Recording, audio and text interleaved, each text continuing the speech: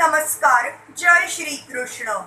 Illuminating text 1, text 2, text 3, text 4 and text 5 of chapter 14, Pregnancy of Diti in the evening of 3rd Canto, the status quo of Srimad Bhagavatam. Text 1.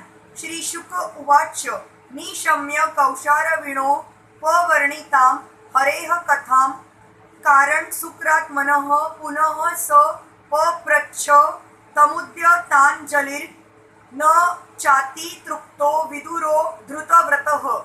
Shukdev Goswami said, after hearing from the great sage Maitreya about the Lord's incarnation as Varaha, Vidur, who had taken a vow, begged him with folded hands to please narrate further transcendental activities of the Lord, since he, Vidur, did not yet feel satisfied.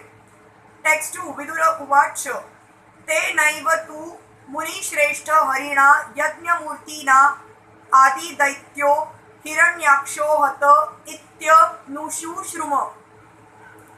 Shri Vidur said, O chief amongst the great sages, I have heard by disciplic succession that Hiranyaksha, the original demon, was slain by the same form of sacrifices the personality of Godhead Lord bore. As referred to previously, the boar incarnation was manifested in 2 millenniums, namely Swayam Bhuvaha and Chakshusha. In both millenniums, there was a boar incarnation of the Lord, but in the Swayam Bhuva millennium, he lifted the earth from within the water of the universe, whereas in the Chakshusha millennium, he killed the first demon, Hiranyaksha.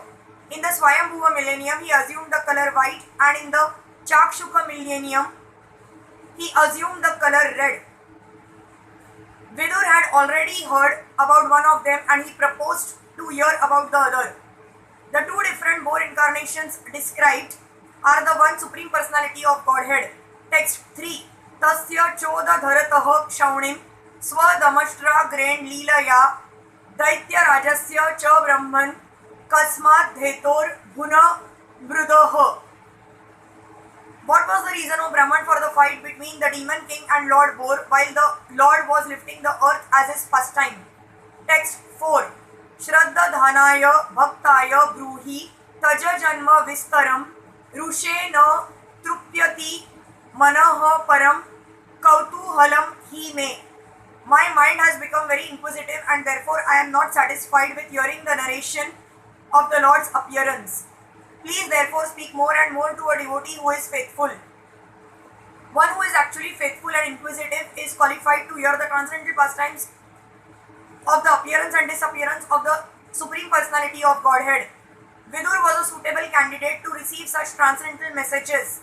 Text 5. Maitreya Uvacha Sadhu Veera Tvaya Prushtam Avatar Katham Hareha Yata Tvam Pruchasi Martyanam Mrityu Pash Vishatnim.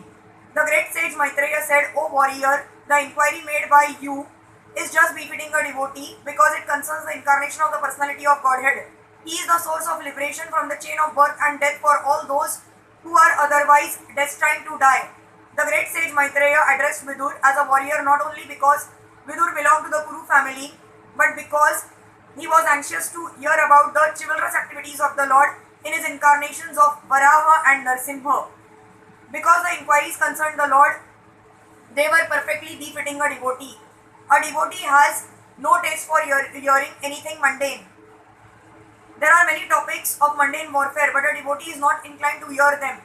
The topics of the warfare in which the Lord engages do not concern the war of death, but the war against the chain of Maya, which obliges one to accept repeated birth and death. In other words, one who takes delight in hearing the war topics of the Lord is relieved from the chains of birth and death. Foolish people are suspicious of Krishna's taking part in the battlefield of Kurukshetra, not knowing that his taking part ensured liberation for all who were present on the battlefield. It is said by Bhishma Dev that all who were present on the battlefield of Kurukshetra attained their original spiritual existences after death. Therefore, hearing the war topics of the Lord is as good as any other devotional service. Hare Krishna.